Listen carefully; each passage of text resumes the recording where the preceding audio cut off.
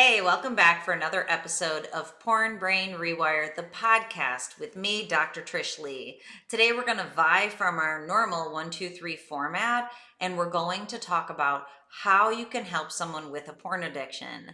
Now, if you are someone who is struggling with porn, stay with me because this episode is absolutely going to be relevant and poignant for you too.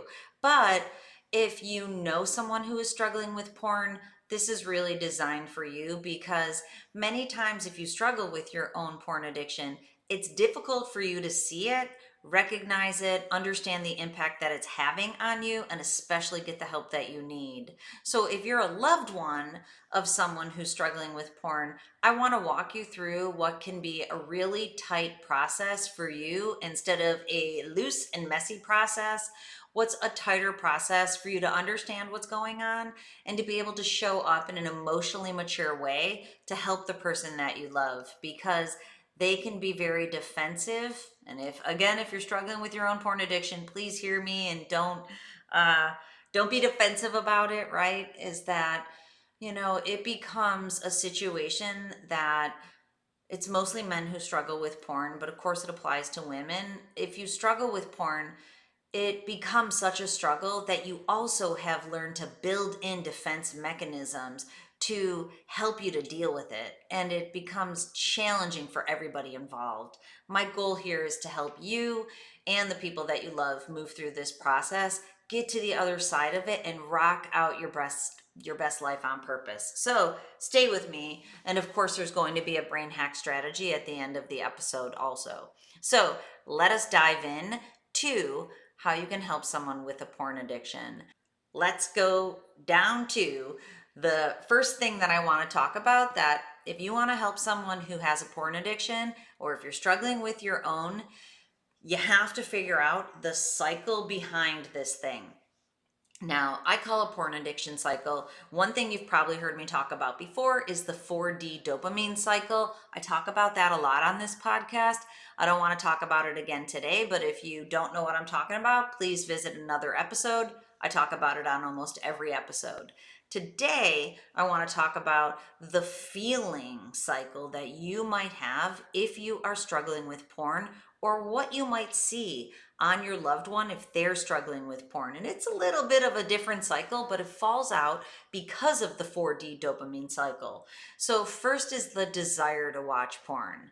And especially if you're trying to not watch porn and you have the desire to watch porn, that desire is an urge or a craving. So now you have this urge or craving, and if you've been listening to me, you basically have 3 seconds to pivot and go do something else in your life, your work, your hobbies, your people, get connected to healthy dopamine in the world, opposed to what happens when you shift from desire to saying, nope, I'm not going to watch porn, to caving in and watching porn anyway.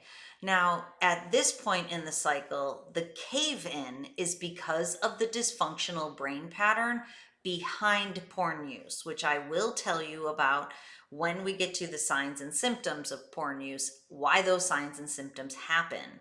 But for right now, I want you to know you have the urge because the brain pattern upticked for the need to self-soothe and to self-stimulate. So now something's happened where you've had an uptick. It could just be the cycle repeating itself. It could be a stressor. It could be perceived boredom from lack of overstimulation. Something has happened to you. You've had an uptick, had an urge to watch porn, told yourself you're not going to do it, gave in because the dysfunctional brain pattern is there anyway. And of course, that helps you to feel numbed out and to feel good in the moment. But after that, it leads to, sorry, I have to sneeze. I've sneezed a couple times today. That can't be a good sign. Anyways, it leads to an uptick in the desire to self-soothe, which then makes you feel numbed out, and it leads to a dopamine deficit in your life, which leads to shame. Shame is I'm a bad person. Guilt is I'm doing something that I don't want to do. Shame, I'm a bad person. So part of the solution is found in the issue of feeling like a bad person. But again, The actions that you are engaging in come from a dysfunctional brain pattern. So that brain pattern's driving you back into the screen, back into porn and masturbation. So it's neurological underpinnings that lead to the behaviors that you feel like you can't control. And we know from ICD-11, the International Classification of Diseases from the World Health Organization, we know that this is a compulsion. It's compulsive hypersexual behavior, compulsive sexual behavior disorder. So it's going towards sex to feel good for self-soothing and self-stimulation because of the underlying brain pattern. So this is what I want you to know. It's part of the problem. It's part of the solution. Brain functioning.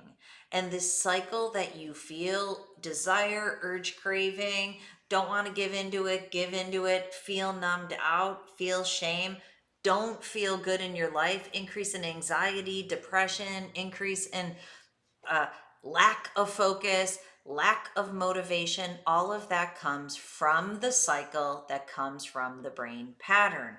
So, how do you help a person? By recognizing this cycle. I call it Dr. Jekyll, Mr. Hyde. Dr. Jekyll is when you're filled with dopamine from porn, you can put on that shiny mask that conforms to what you want to show society. Sometimes that mask is exhausting. But then, on the times when you're not filled with dopamine from porn, there's a dopamine deficit and the mask flips, and now you're Mr. Hyde who goes into the basement, watches porn to get back to that Dr. Jekyll mask. But this is what I want you to know. When you track all this, you're neither Dr. Jekyll or Mr. Hyde. You're actually your true, authentic self that we're trying to get you back to through the recovery process. And for me, I know that that true self is Trish. And it's interesting because along my journey, I realized that my family calls me Trisha, my family of origin. And I know I've told you this before, but I'm like, when did I transform from Trisha to Trish? Like, I didn't even realize they call me Trisha until I went to visit them. And I'm like, y'all call me Trisha. This is so weird. Because I've never referred to myself as Trisha since the second grade. I have papers that say Trisha Ward on it.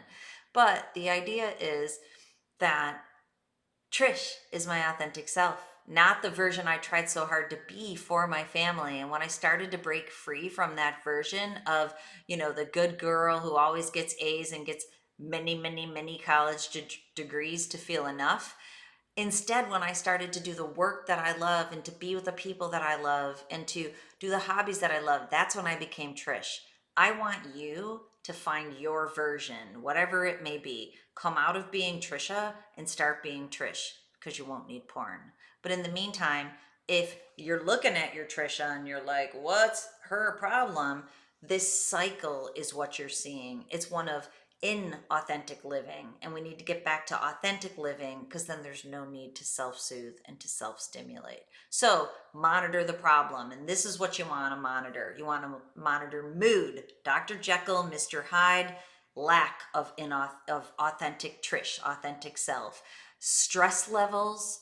So stress levels are going to change just because of the way this cycle flows. There might be external stressors, but internally stress is going to change. So nothing may have seemingly changed for your loved one from Tuesday to Friday, but they're so much more stressed out on Friday because they haven't got their hit of dopamine from porn. Stress levels will fluctuate. Boredom levels will fluctuate because of the need to be hyperstimulated. Attention and focus, ability to deal with things, self-care and sleep. So there might be a lot of isolation. Sleep patterns get extremely disrupted from this porn cycle. So if you crash, but you can't sleep longer than 3 hours and you wake up in the middle of the night and you're up for hours, that is a telltale sign that something has disrupted the circadian rhythms. And that's something, if you know it's porn in your loved one, it's absolutely a factor. If you don't know, it definitely can be porn. I talked to a client of mine the other day, and he said that his parents had to do an intervention because they thought that he was abusing drugs. And he's like, I really was abusing drugs, the drug of porn.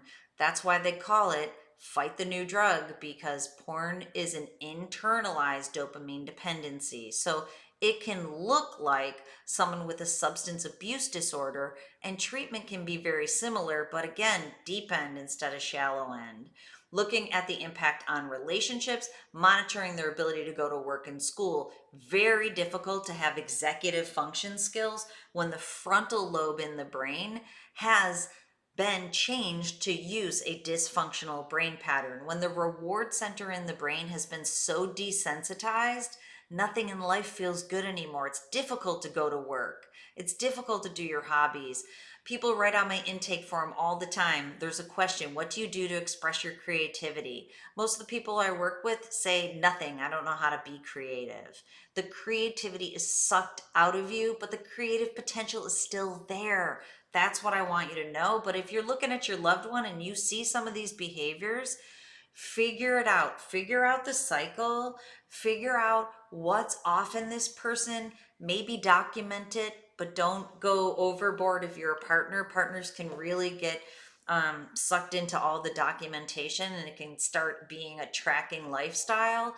But kind of look at what's happening and know that it's real. Know that it's real if you're the one who struggles. All of these things are happening to you because of the dysfunctional brain pattern. But especially if you're seeing in a loved one, there's a reason for the Dr. Jekyll and Mr. Hyde behaviors.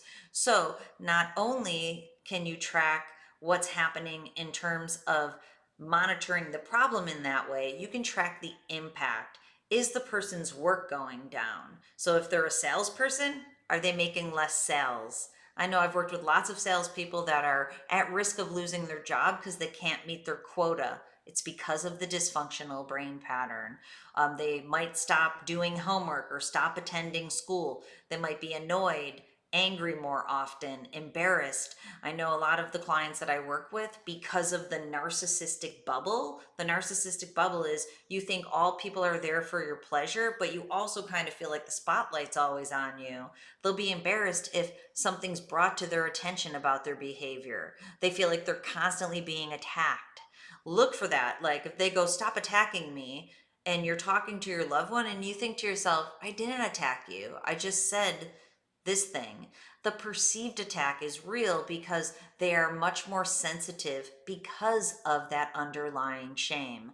So it's going to require emotional maturity on your part if you're going to help your loved one with a porn addiction. And I'll tell you why. Because of those defense mechanisms that have been built.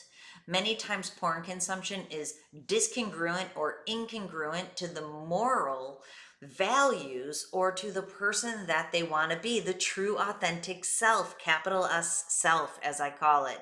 Trish, the true authentic Trish. So porn consumption doesn't fit into that conceptualization, but it's something they can't stop doing because it's an addiction. So that's where the defense mechanisms come into play. There's justification, rationalization, there's manipulation, gaslighting. A person generally develops those defense mechanisms to keep this secret because they know they can't stop and they want to. At a certain point, it tips into, I don't want to do this anymore, but the brain is in such a pattern that it needs it. Now, remember, when a person goes back to porn for self-soothing and self-stimulation, it's because the brain pattern that they have developed over many years needs it. It becomes a need. And we know this. Just to remind you that the way that an addiction develops is it starts with use, and then use becomes misuse. So they start consuming it too much. There's more consistency. There's more frequency. Sorry, I'm choking here for a second. There might be an increase in intensity. So what happens is when that happens, it shifts from use to misuse to abuse. Now abuse is there's a lot of it, and that's when the desire to watch porn kind of shifts to the need to watch porn. And it's first the desire to watch porn to feel good, then it shifts to the need to watch porn to not feel bad. When that happens, we've moved into compulsion. Sorry, one of those days here. So when we move into compulsion, The compulsion is being compelled to go back to the screen to not feel bad because the homeostasis in the brain has changed. That's the dysfunctional brain pattern. You can look for that in your person. That is something that I measure in the QEEG brain map assessment that I perform for people. So I offer a service. It's called QEG Brain Map. It's like a brain scan. It is a brain scan that you're able to perform yourself at home with advances in technology. And then we get on Zoom and I can show you exactly what your brain is doing. So if you want to know if your brain has been impacted by porn, you can see it in a QEG brain map with me. Now, this is going to be important when we get to the brain hack strategy. If you are a loved one helping your person who's struggling with porn, because if you try to get to that person into a recovery program, many times those denial mechanisms are so hardcore in place that they can't break those walls down. And the first step for you, the first and only step for you as a loved one, is to inspire, and that's words being used too loosely, but to encourage, influence, inspire, make, set a boundary, get that person to understand that this problem is real and the impact is real, and that it is a brain dysfunction that can be healed and recovery is necessary. That is the first and only step of a loved one. And the reason I say the first and only is because you cannot make your person move through a recovery program. I have seen so many people who have done fake recovery. If there's one thing I don't want for you or your loved one who struggles with porn, is fake recovery. It's brutal, it's exhausting. Your person is doing it because they want to be better, but they don't know how to get better. So they will fake work on recovery and show up and pretend they're recovering to you so that you go away and they can get back to the addiction. Addiction does not leave quietly. It leaves struggling at the beginning. So the only thing you can do is to get your person to recognize it. And a brain map can be really powerful for that. And I will tell you about that in a minute. But what I want you to do is to understand the signs and the symptoms of someone who struggles with porn. And then we're going to get to how you make a plan to act and how you talk to your person with a porn addiction. Okay, so here's some of the signs. Feeling unable to control porn viewing, spending a lot of time, money, and energy viewing porn, being preoccupied with sexual thoughts, hypersexuality, going back to compulsive sexual behavior disorder. Hypersexuality is actually at the core of porn addiction. It's acting out to feel better, self-soothe, self-stimulate from sexual behaviors and materials. So a preoccupation with sexual thoughts is absolutely at the core. And if you're trying to recognize that in your person, it might fall out as lusting, constantly checking people out. It might be viewing sexual material in movies, or you keep finding your person watching porn. If that person is trying to stop or cut down their porn viewing with little success, this is another sign that you need more. You need a program. You're not able to do it by yourself. Canceling plans or commitments to watch porn, or the way I think about it is engagement in the world is difficult. All the dopamine is in the screen. None of the dopamine is in your life. So when you have to go to a party, it's like you're getting through it so you can get back to watch porn. Honestly, the same thing can happen with gaming, but here we're talking about porn where, you're making it through your life to get back to porn. If that's happening, it's got a hold on your brain. Lying to others or being secretive about watching porn. If you're lying about it, then it's something that's not healthy for you, and it's something that you shouldn't be doing. I just had this conversation with one of my precious children, not about porn, but about behaviors that she was lying about. And I said, babe, if you have to lie to people about it, then it's not a life of integrity. And so get yourself into a life of integrity that you don't have to lie about your behaviors. If you're lying, it means you are not okay doing it. And actually, when I tell people in the world, it's really interesting because now I've told a lot of people, they go, "What do you do for work?" And I'll be like, "Oh, I bet you'll be sorry you asked," because I help people who struggle with porn addiction. The responses are really, really interesting. People who actually, and if you're listening, bank manager, I'm sorry to bring this up, but I had to go to the bank and I told the bank manager, just darted his eyes and pretended not to hear me say that I work with people with porn addiction and just started to go to work. And I'm like, that's a guy who has shame around porn. Then I told another gentleman, I go for IV drips, not that it matters. I go for IV drips for self-care. And the nurse, he was a gentleman who was putting the drip in, he asked me, I told him, and he goes, "Yeah, I watch porn, but I'm really trying to not watch it as much as I do." And I wanted to say to him, you're the first man who has actually told me the truth about that. And I thought it was really cool that he was just able to talk about it openly. Like, no shame there. There was no shame. He was trying to not watch it, but there wasn't the level of shame. And if you have shame, it's going to drag you down and prevent you from being able to move forward. And that goes back to the secretive behavior, feeling uncomfortable or irritable if you can't watch porn. It's interesting too, because a lot of times when people go on vacation and they're out of their routine to watch porn, they're miserable on vacation because they're not able to get their fix. So if X amount of time out of the screen makes you uncomfortable, there's a problem in there, a dysfunctional brain pattern. And if you continue and you persist to consume porn, even though it is creating a breakdown in your work, a breakdown in your relationships, and your life is starting to unravel and it's not what you wanted, especially if you're in trouble with the law or you're on the brink of divorce and you still can't stop watching, you have a problem, my friend, and it comes from brain dysfunction. There is a solution. Yes, porn addiction is real. We know from science that over 70% of men who report they watch porn report that they struggle. And, there's a lot more people who struggle with porn and they are not admitting it in research studies. Okay, so now you've kind of figured out your person might be watching porn, or they're watching porn, that is impacting their life in the various ways that we talked about, especially mood, especially focus and motivation, anxiety and depression, and relationships are breaking down. What do you do about it? Okay, listen up, because this is your brain hack strategy for the day.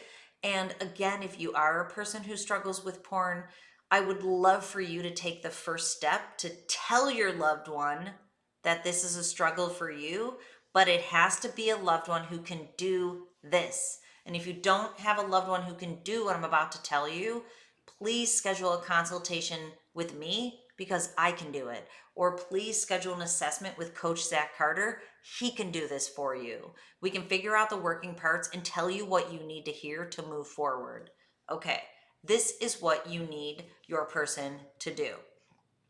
This is what if you're a person of a loved one who struggles with porn, this is what you need to do. And I'm telling you, it totally involves your big boy pants or your big girl pants, because this is not something most of us are taught. It's a developed skill, and there's very few people who are good at it in the world. It requires an emotionally mature conversation about a very difficult subject with a person that you love who has an out of control behavior, who's probably going to lash out at you because of the shame and because of the defense mechanisms. So you have to pick a good time to talk to your person and get ready for an irrational conversation. Hear me on this. You have to be as regulated, as highly brain functional, and as, you know, poised as you possibly can be to move into this conversation. And you want to find your person at the most regulated time for them. Pick a good time so that your loved one is as rational as possible and you are as rational as possible. Do not go into this conversation when the crap just hit the fan and emotions are high and everybody's upset. If that's where you're at, it needs to be tabled for a better time. So prioritize the conversation and stay focused. Don't let it devolve and disintegrate into 19 other subjects. Because if it does, you will not make the point. So going back to my precious daughter, a whole bunch of shenanigans went down. My gosh, parenting lots of teenagers, not for the faint of heart. And I made a plan before I talked to her. I didn't tell her. I actually drove to her college. She did not appreciate that in the moment, but she did appreciate it after the conversation. She showed up amazingly because we've been working on this for a long time, showed up maturely. But I kept it to three things. You are doing unhealthy behaviors. You are not doing the healthy behaviors you said you would, and you're lying. And these are the three things that need to change. I had already formulated the plan of what that would look like for her. And of course, I'm parenting her. So that's different than if it was my partner, even though sometimes the conversations with the hubs go like this too. But I had the plan and I told the hubs, he went with me, do not vie from the plan. Do not make any snarky comments, which he did a couple times. Right from the cheap seats, actually, because my daughter and I were staying in the difficult conversation. We had eye contact. She freaked out on me a couple times. I got her back in. I said, the only reason I need to have this conversation with you is because I love you more than anything. If I didn't care, I wouldn't be here. I love you. That's why I need to talk to you about this. This needs to change because I love you. And you need help doing this. You can't do this by yourself, or you would have. I love you. This is the plan. Can you do this? And she agreed to the plan. So you have to know what your plan is. I'm going to tell you it in a minute. And you have to set the tempo and the discussion just to, I know you're watching porn. I am not comfortable with that if you're the partner. It is not a healthy behavior for you. It's not about if it's good or bad. It's about if it's healthy or unhealthy. And if it's impacting work relationships and life, it's unhealthy. If it's preventing you from being your best self and it's keeping you caught in this destructive loop that I talked about at the beginning of this episode, it's not healthy. This isn't about right or wrong or good or bad. That's why shame doesn't need to be in this conversation. Defenses can be let down. So if you as the loved one become vulnerable and say, I love you, I don't want to see you in this position, and I know that this is difficult for you. And I want to remind you here, it has nothing to do with sex. It has everything to do with the dopamine that is linked to the sexual behaviors. This is a dopamine dependency. So you have to plan the good time, make sure there's no distractions, make sure that your loved one can flip out on you and you can stay in it without it becoming a whole thing. That's why when I went to see my daughter, I told her I would like her to come back home with me because I could see it devolving into campus security and the campus health center. But honestly, she showed up so well, we didn't need to do that. I said, can you come in my car and talk to me about it? I don't want you yelling at me in your dorms. And because we've done this 5,000 times now, she's like, yes. At first she freaked out and she ran into her dorm and she wouldn't talk to me. Then she came out, she sat in the car and we talked. And it was very short because we have been doing this for a long time. So you have to be in a place that it's safe for the both of you. Now, if you can't handle this conversation, then you need to find somebody else to have it with your person, like me or Coach Zach Carter. And this is how the conversation goes. I know you've been watching porn. I can see how it's impacting your mood, your anger, irritability, your inability to connect with me. Our sex life is different and it's not what I want. I need you to get help so that you're not watching porn anymore if you're the partner. But the boundary is you need to do this for yourself. So like as a partner, people think that it's against you, like the porn use of the person is against you. It's not. This is something that the person struggles with themselves. So I want to help you. I love you. I want you to be able to do this. And when you show up and you listen and you can absorb some of the defense mechanisms, you have to know what the plan is. And the plan is that your loved one needs to get an assessment to move forward. That assessment can be with me. I provide QEEG brain map assessment, I can show you that your brain has been impacted by porn in one of two ways. One is strained brain, keeps you caught in the cycle. The second is drained brain, which leads to erectile dysfunction, arousal dysfunction. It basically is a worsening of strained brain. If you don't want to go in that direction, Coach Zach Carter offers a sexual addiction and a sexual arousal dysfunction assessment. He's an awesome resource. You can go to drtrishleigh.com, look under Porn Brain Rewire, assessment, personal coaching with Zach assessment. Move forward with somebody who knows about porn addiction. But this is the point. The boundary has to be set. It has to be, you need to get this assessment, or these are the consequences of that behavior. Now, this is not because the person is doing something against you. It's for the person. So this is the way that I talk about it. When someone is using a highly functional, optimal brain pattern, what they're able to do is feel their feelings, think about that, and then go act in a healthy way. If you're caught in a porn addiction and you're using a dysfunctional brain pattern, you're not able to do that because your brain is conditioned to self-soothe when feelings get tough, boredom, stress. So feelings equal shutdown and numbing. So what has to happen for a person with a dysfunctional brain pattern is the opposite. It's the act, think, feel, not the feel, think, act. The act, think, feel means I need you to get this assessment and schedule it by the end of the week. That positive action helps the person think about their feelings and their behaviors and what they have going on. It helps them to move forward in the process. That's why the boundary is so powerful. So if you're a parent, and what I had to do to my precious child was take her car away, which wounds me. I've got to tell you, it totally wounds me, but I'm learning not to emotionally carry my people. I am doing it in so many ways right now. It's ridiculous, but I'm growing and evolving because of it. So I said, I have to take your car away. So the boundary is, I'm taking your car away for 2 weeks. And these are the things you need to do.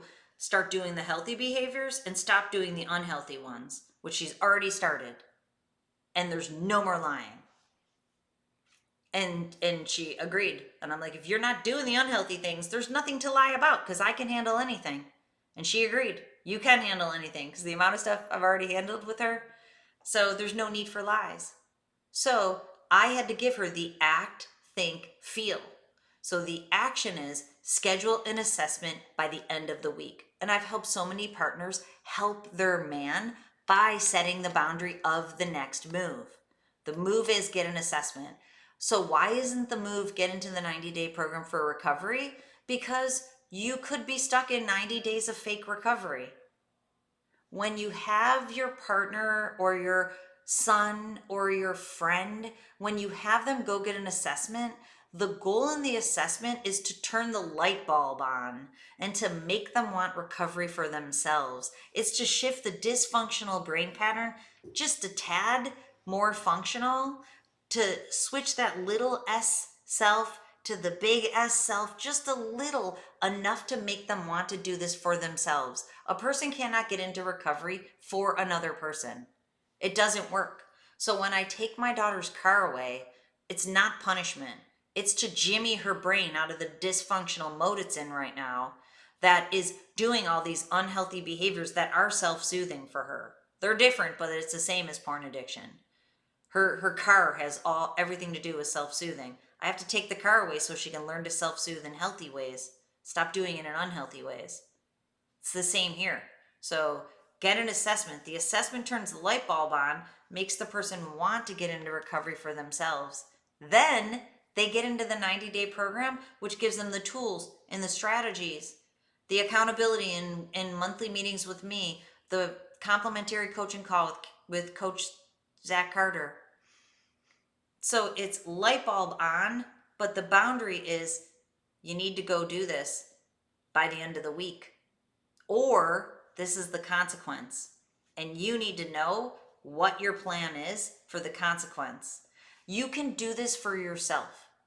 And I see people do it all the time. So I still do consultations. If you want to talk to me, I can have this conversation with you. And I tell people, And because it's business, I guess I don't force people into services, but I say, I really recommend this for you. People tell me all the time that, they had to convince themselves to do the consultation, but by the time they talk to me, they're ready for the program. And they get into the assessment and they get into the 90-day program. And guess what it does? It transforms their life. So it's getting the person out of their own way. And the reason I do it for the hubs and the reason I do it for my children is because I'm there to help them co-regulate. They are dysregulated. So I have to help them regulate by moving them and guiding them in the right direction. It's not control. If it's done lovingly and I don't need anything back for it, I'm doing it for them. And I've done it for all of my people because I'm developing the skills. When I see a person's off and they're doing something that is blocking them from their highest self, I'll step up and say, friend, you're doing this thing that's blocking you from your highest self. And I think you should get an assessment to figure it out. And when it's my people, I say, you need to do this assessment. I'm doing it with every kid right now in a different way. You need to do this and you need to do it by Friday. Because guess what? Those boundaries make people act.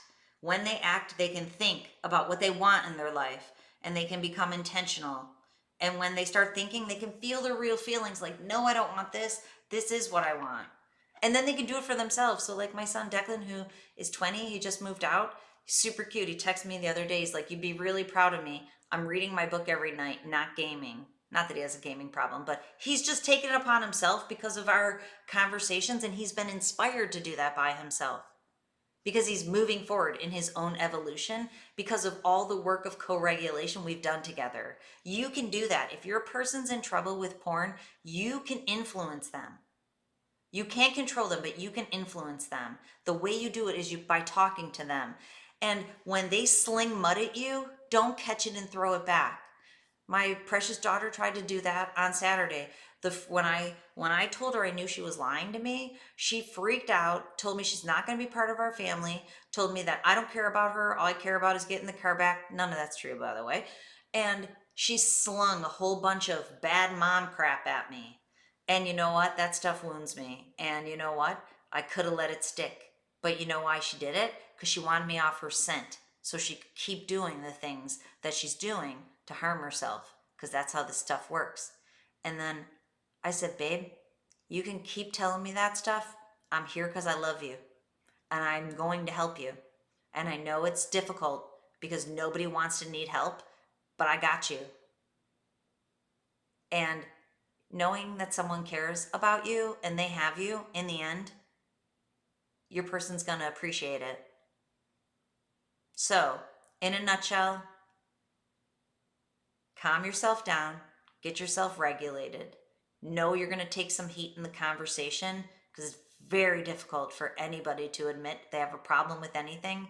Never mind they have a compulsion or an addiction. Never mind that it has to do with pornography. This is the deep end, people. You have to be able to swim in the deep end to have this conversation. I know 10 years ago, 20 years ago, we'll say, Trisha could not have had this conversation. Trish, she's gained the skills to sit in these conversations and to listen and to love a person no matter what they have going on. I can love my people and not love their behaviors. Their behaviors, the fact that they're doing them, doesn't change my love for them.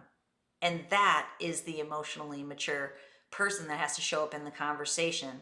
Because then I can take a car away. I can cancel a phone line. I can tell the hubs, he's got to sleep in the basement for a month until we figure this thing out, which we've done that before too. You should have seen my bonus son's face when he came over and the hubs was living in the basement in the apartment. You should have seen the face on that young man's face. And you know what he told his girlfriend? He told his girlfriend that he wants to be like us, that when it gets difficult, we can stay in it and work on it, but never disconnect. And then guess what that leads to? It leads to reconnection, rupture, and repair. But you got to be able to stay in it. You got to be able to put your big boy pants on, big girl pants, and jump into that deep end. It's not going to make you drown. It's just going to make you tread water. And You can do it. You can do it. The boundary is you need to get an assessment, or you can have your person talk to me in a consultation.